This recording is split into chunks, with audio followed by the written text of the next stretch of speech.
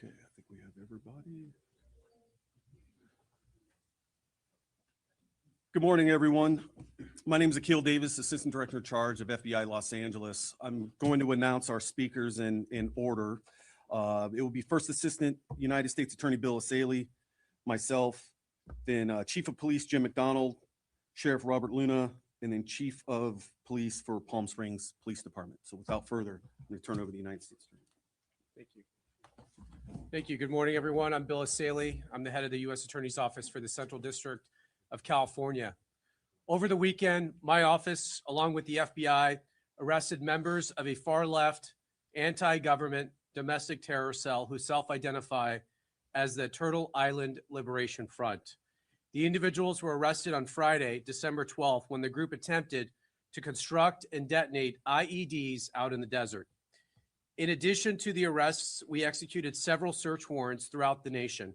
I want to thank our partners at the U.S. Attorney's Office for the Western District of Louisiana, U.S. Attorney Zach Keller, and the U.S. Attorney for the District of Massachusetts, Lee Foley, for providing valuable assistance over the weekend with a very complex and coordinated search warrants that were done.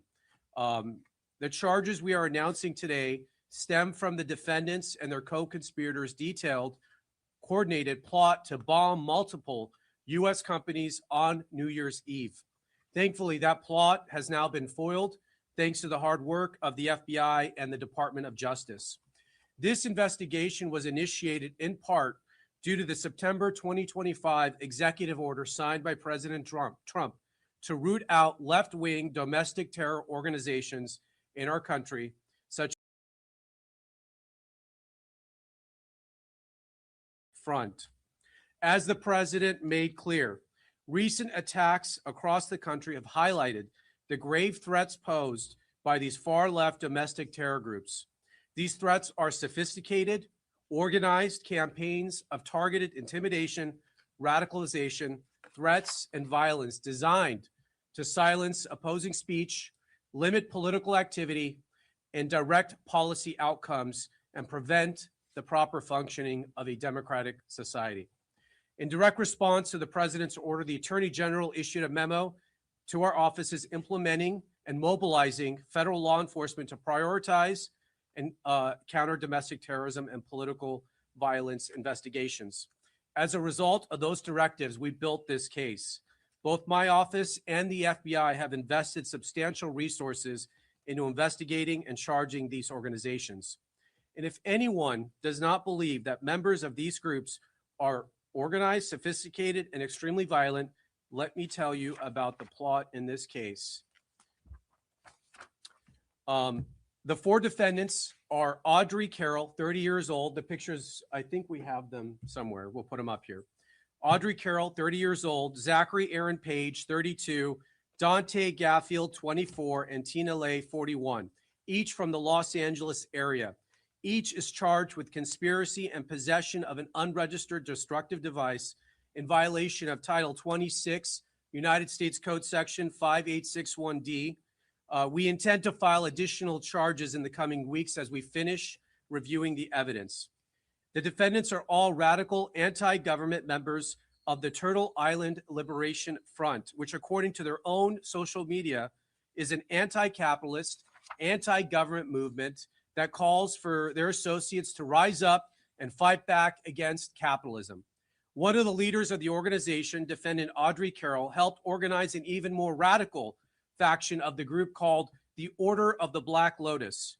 Each of the defendants charged today was also a member of the Order of the Black Lotus. Carroll described this group to her co-conspirators as everything radical. As detailed in the federal complaint, which we will now make public, in November 2025, defendant Carroll created a detailed bombing plot to use explosive devices to attack 5 or more locations across Southern California on this upcoming New Year's Eve. Carroll and her co-defendant, Zachary Page, led the effort to obtain and build the bombs and to recruit others to join in their plot. Carroll's bomb plot was explicit. It included a step-by-step instructions to build IEDs or improvised explosive devices and listed multiple targets across Orange County and Los Angeles. Carroll also made clear her desires. She said, quote, "What we are doing will be considered a terrorist act." Carroll and Page also discussed plans for follow-up attacks after their bombings, which included plans to target ICE agents and vehicles with pipe bombs. Carroll stated that those plans would, quote, "take some of them out and scare the rest."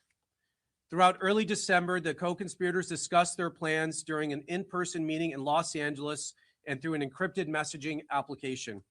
As part of the plan, the 4 defendants plan to build test bombs in the Mojave Desert. You're going to hear more details about the bombs they intended to build and how the operation went down in the desert here shortly from the FBI Assistant Director in Charge.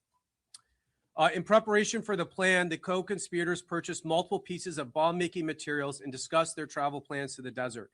Last Friday, December 12th, the defendants took a significant step to carry out their plans. They traveled to the remote campsite, which you're going to see some video of, in the desert, and they began unloading their bomb-making materials to assemble and test the bombs. They had everything they needed to make an operational bomb at that location, and they were subsequently arrested by the FBI before they could build a functional explosive device. Shortly after the defendants were taken into custody, the FBI executed multiple search warrants, including at the defendants' Southern California residence and other locations throughout the country. I'll highlight some of the items found during those searches over the weekend. For example, in Carroll's residence, law enforcement found multiple posters and materials associated with Turtle Island Liberation Front, including posters stating, quote, "Death to America, long live Turtle Island and Palestine," and quote, "Death to ICE, Turtle Island Liberation Front." In Page's residence, law enforcement found a copy of the detailed bomb attack plan. This case is another reminder about the dangers that radicalized Antifa-like groups pose to public safety and the rule of law. Through the tireless work of our prosecutors in my office and our law enforcement partners, which you will hear from today, we disrupted this terror plot before buildings were demolished or innocent people were killed. But this is not the end of our work.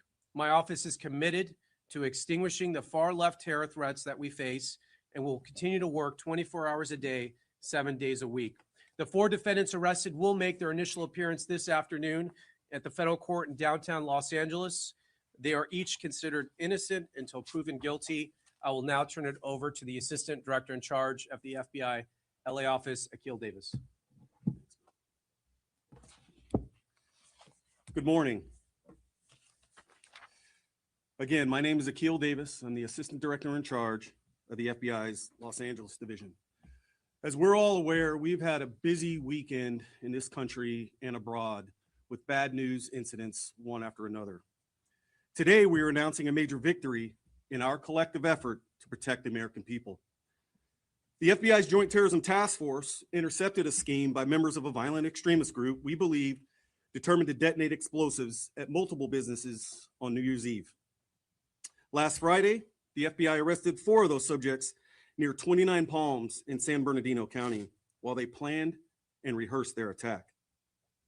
The 4 subjects are members of a radical faction of the Turtle Island Liberation Front, TILF, a violent, homegrown anti-government group. The subject arrested envisioned planting backpacks with improvised explosive devices to be detonated at multiple locations in Southern California, targeting U.S. companies. These bombs were to blow up at the same time on midnight this New Year's Eve. The plan stated that the IEDs would be complex pipe bombs. It included instructions on how to manufacture the bombs and contained guidance on how to avoid leaving evidence behind that could be traced back to them. Our investigation uncovered evidence in that the group would test the explosives in the desert. And we're going to show footage of that here in a second. We learned that the alleged co-conspirators had recently started acquiring precursor chemicals and other items necessary to accomplish this task. In recent days, the alleged co-conspirators discussed plans to travel to the desert on the 12th to detonate the explosives. Knowing this, the FBI's JTTF and the FBI Los Angeles field office staged multiple SWAT teams, special agent bomb technicians, our evidence response team, along with the FBI's elite hostage rescue team in the desert to disrupt this plan before any harm could occur. Because of this, we were able to disrupt their plan. All 4 group members were taken into custody without incident.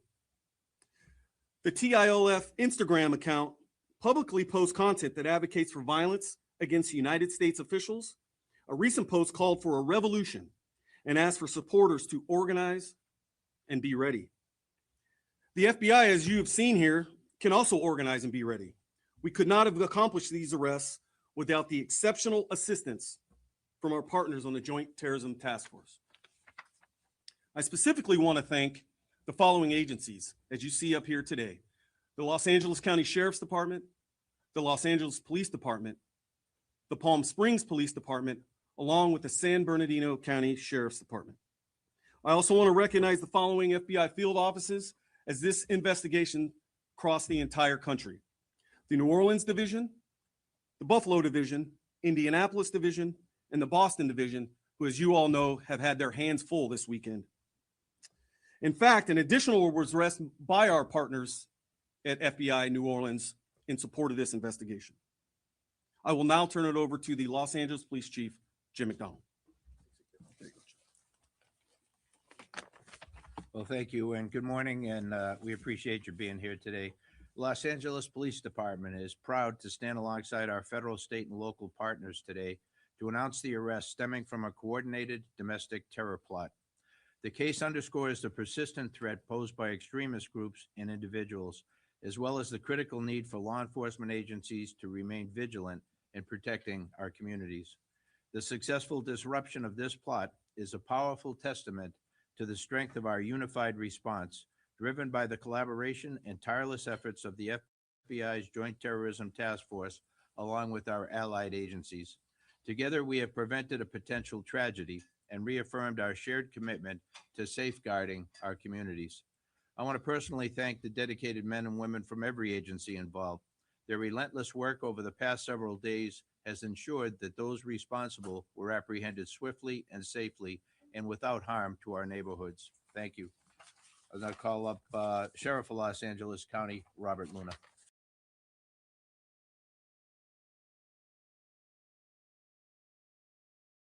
For this, what I believe is a very, very important story for our community. This successful operation was a result of quick, proactive investigative work, and I want to emphasize strong collaboration. And ADIC, Akil Davis, mentioned it and gave credit to all the law enforcement here in Southern California.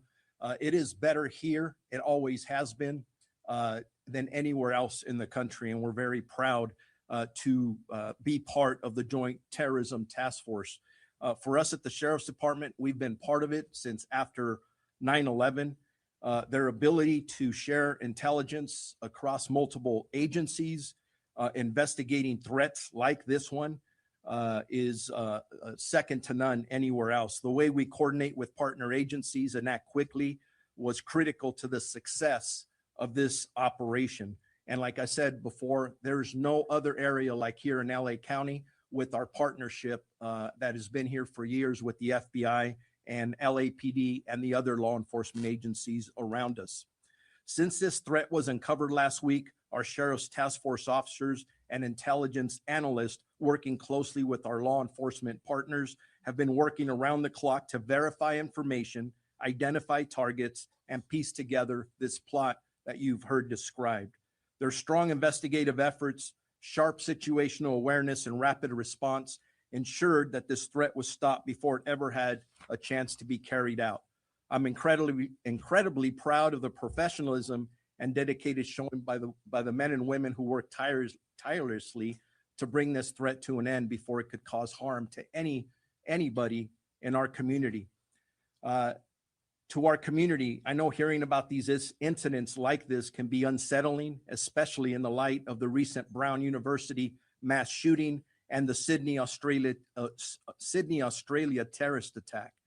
But today serves as a powerful reminder that strong collaboration between federal, state, and local law enforcement can prevent violence before it occurs. As we enter the holiday season, a time when families and friends come together across traditions, cultures, and beliefs, this incident is a stark reminder of the importance of vigilance and to be prepared at all times. Vigils whose goal is to divide us, to instill fear, and to target the very diversity that makes our country strong. I want to be very clear, what you see here, this investigative work and the follow-up that's been done shows that they will not succeed. Our community's diversity is our strength, and protecting every member of our community is our primary duty. Whether you are celebrating Christmas, Hanukkah, Kwanzaa, New Year's, or simply gathering with loved ones, you deserve to feel safe. We are committed to ensuring that safety today and every day. We remain dedicated to protecting our entire community through ongoing intelligence gathering and threat assessments, strengthening partnerships across all of our agencies, engaging with the public to promote awareness, vigilance, and resilience. And finally, I encourage everyone to stay alert, trust your instincts, and report suspicious activity. And as we always say in law enforcement, if you see something, read something, or say something, your awareness, your eyes and ears can help us protect the entire community as we did in this incident. I will now introduce the police chief of the Palm Springs Police Department, Andy Mills. Well, good morning. And first of all, thank you so much, Assistant Director Davis, for the spectacular job that the FBI did on this case. We were just in a very supportive role, only making sure that the FBI had what they needed in the desert to execute their mission. But on a larger perspective, I just want our community to know that this gives me hope. It gives me hope because of the unified effort of all of law enforcement, from the Sheriff's Office to LAPD, San Bernardino Sheriffs, and the FBI, working together to make sure that people like this are removed from the community so they can be prosecuted by the U.S. Attorney's Office, to make sure that all of us can live in peace. And this is what our mission is to make sure that there's hope in all of our communities. So thank you very much for the spectacular job that the A-team showed up and did. Yeah, I just want to reiterate that obviously there's some disagreements amongst our agencies over things like immigration enforcement, but when it comes to other areas of law enforcement where it matters to keep the public safe, whether that's protecting the girls on Figueroa Street or the Palm Springs investigation, there is no gap in the cooperation between the federal government and local government. And we do thank the sheriff, the police chiefs for your valuable assistance. It would be very difficult for us to do a lot of what we do without their assistance. So I do want to thank you, each and every one of you. With that, we'll open it up to a few questions. Oh, we're gonna play the video. All right, play the video.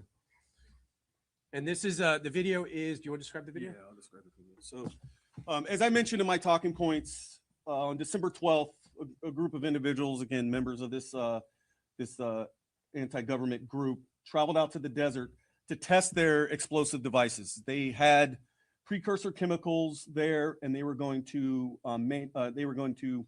create these bombs in the desert. What they are starting to do is put their chemicals and wares and the components out on the table there. This footage that you're watching is from our surveillance plane.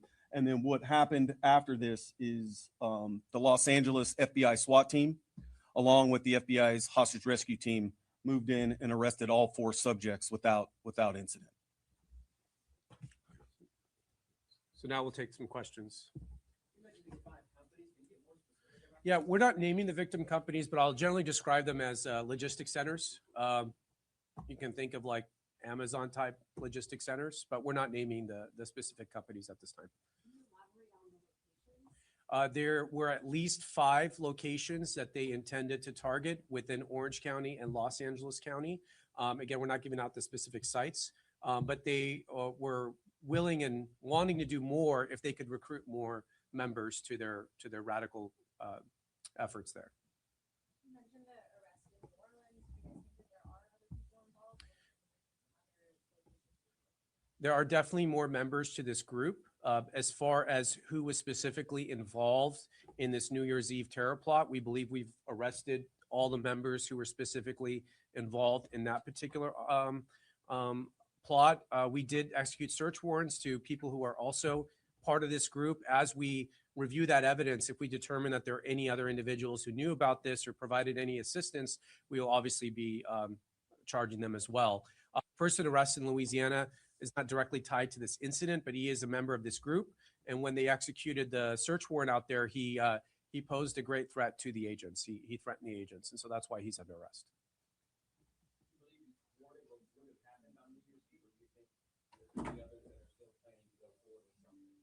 Well, obviously, the FBI has a very robust national security investigators. They look out for domestic terrorism as well as international terrorism. You want to talk more about your activities with the Joint Terrorism Task Force? So this investigation is ongoing, as the United States just stated. This members of this group or associates of this group or any collaborators in this group, we are looking at as a result of this investigation. To answer your question, we do believe that we have disrupted this plot for New Year's Eve, but like I said, the investigation is ongoing. As far as we're always looking. We're always looking for other people who might be plotting or doing this. And let this be a warning. If you can avoid being detected by the FBI or the federal government, if you think you're going to be able to design one of these plots, think again. We have very sophisticated, experienced agents, and we will find you and we will infiltrate you and we will arrest you, as we did with this group. They didn't see it coming, and each and every one of them is right now in custody. So we're very proud of the work done by the agents. Yes, any other questions? The names are done, the operations are done. What's the relationship? The name of the operation. Yeah, Oh. Just the name. It's just a name. Looks like one of the names is missing from the people who were arrested. Are you able to talk about it? Yeah, why is that name off? I think that was a, that's Page. Zachary Aaron Page, 32. Okay. Any other questions? Did you want it? Sure. Yeah, go ahead. Good morning, everybody. It's Captain Mike Land from Media Relations Division. As I discussed earlier with you guys, the chief has agreed to give you an update on the tragedy at the Ryan family home. Just understand this is based on some updates of the tireless work of our investigators from last night and through the night. We're still at the very early stage of this investigation, but again, Chief's prepared to answer any questions and give you a brief update. Thank you. No, thank you. Thank you, Captain Bland. As he said, the information at this stage is still limited, but I'll share what we can. First of all, our hearts go out to the family and friends of the Reiners, a tragic incident. Yesterday at December 14th, about 3:40 in the afternoon, LAPD responded to a residence, the residence of Rob and Michelle Reiner, located in West Los Angeles Division. At that location, they found two deceased adults, a male and a female. Through the night, working with the coroner's office, they were able to identify them definitively as Rob and Michelle Reiner. We have our robbery homicide division handling the investigation. They worked throughout the night on this case and were able to take into custody Nick Reiner, a suspect in this case. He was subsequently booked for murder and is being held on $4 million bail. Pretty much that's what I can share at this point. But again, a very, very tragic incident. Can you talk about, I know Deputy Hamilton talked about the search warrant, how important that was on the side. Can you talk about where that played a role in this, or what you guys needed in order to enact them? Yeah, we use search warrants to be able to further our investigation, as you know, on all of these cases.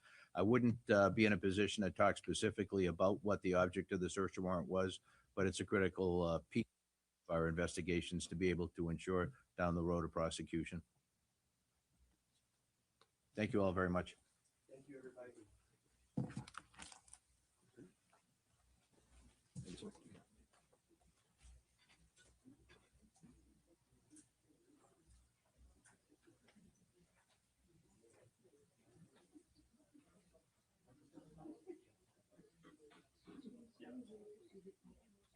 Wait.